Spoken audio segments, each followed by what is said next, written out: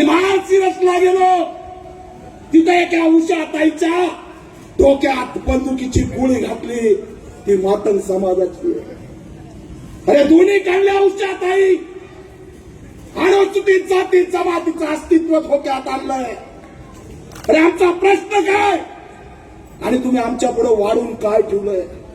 मोहन भागवत वाटतं का आरक्षण दिन म्हणून? मोहन भागवत वाटतं का आरक्षण दिन? मी तुम्हाला विचारतोय, जोरात सांगा. फडणवीस वाटतं का आरक्षण दिन? आणि कुणाच्या बापाचं घेऊन खात नाही. मला कळत नाही एकनाथ शिंदेला वाचा येतं का नाही. बदर समितीचा अहवाल घेतलाय. सुनेत्राताई पवार यांनी बदर समितीचा अहवाल घेतलाय. यांना वाचता येतं का नाही? हा अहवाल अंधारात का उजेडात का आणला जात नाही? आमचे बांधव जे आंदोलन करतायत त्यांना सुद्धा आव्हान करतो की बदर समितीचा अहवाल तुम्हाला भेटला तर आम्हाला द्या. अरे त्याच्यावर चर्चा नाही, त्याच्यात काय लिहिलंय हे माहित नाही, आणि तुम्ही ते आरक्षण संपवाय निघालात. लक्षात ठेवा, जोपर्यंत बाबासाहेबांचा निळा झेंडा आहे तोपर्यंत या देशातून आरक्षण संपू शकत नाही. लक्षात ठेवा. काल दिल्लीमध्ये एक आंदोलन झालं आणि एक नवीन आंदोलनाचं ढोंग कालपासून सुरू झालं. आरक्षण हटाव. फक्त वर्गीकरण नाही, आरक्षण हटाव म्हणे. आम्ही ओपन चॅलेंज केलं. लक्षात ठेवा, जब तक इस देश में जातिवाद रहेगा, हमारे बाप ने दिया आरक्षण जिंदा रहेगा. कोई भी माई का लाल उसको छीन नहीं ले सकता. यांना महाराष्ट्राचं मणिपूर करायचंय. मणिपूरला विघटन केलं आरक्षणने. सगळ्या महिला नग्न करून भाऊ भाऊ भांडायला लागलेत. या मोहन भागवतला महाराष्ट्रात दंगल घडवायचे. 1 ऑगस्टचा अल्टिमेटम आहे बऱ्याच जणाचा.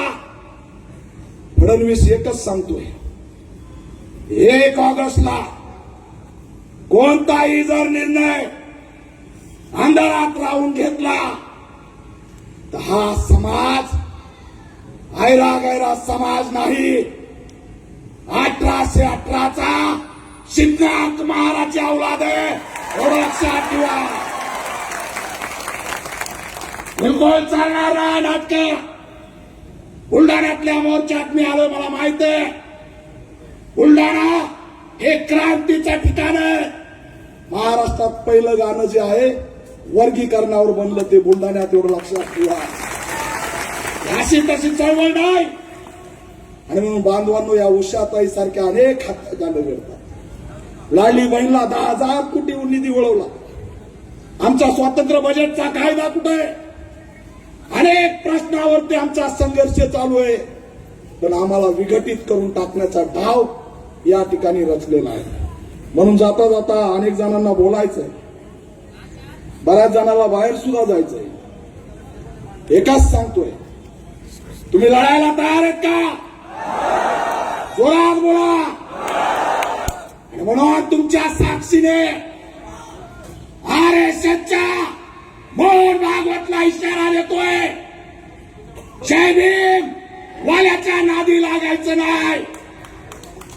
एक लक्षात ठेव, मोहन भागवत तुझा बाप डॉक्टर बाबासाहेब आंबेडकर आहे, कायम लक्षात ठेवा. म्हणून या लढ्यात ताकदीने या जातीच्या विरोधात बोलू नका, महापुरुषाच्या विरोधात बोलू नका.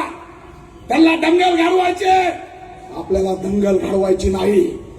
दंगल जर घडवायचा प्रयत्न केला तो जो कोणी दंगल घडवायचा प्रयत्न करेल त्याचा मास्टर माइंड हाकाला सोडायचं नाही. हा सुद्धा इशारा या माध्यमातून देतो. आणि म्हणून भावांनो, जाग्यावरच बसून ताकदीने हात वर करा आणि जोरात घोषणा द्या, जय भीम.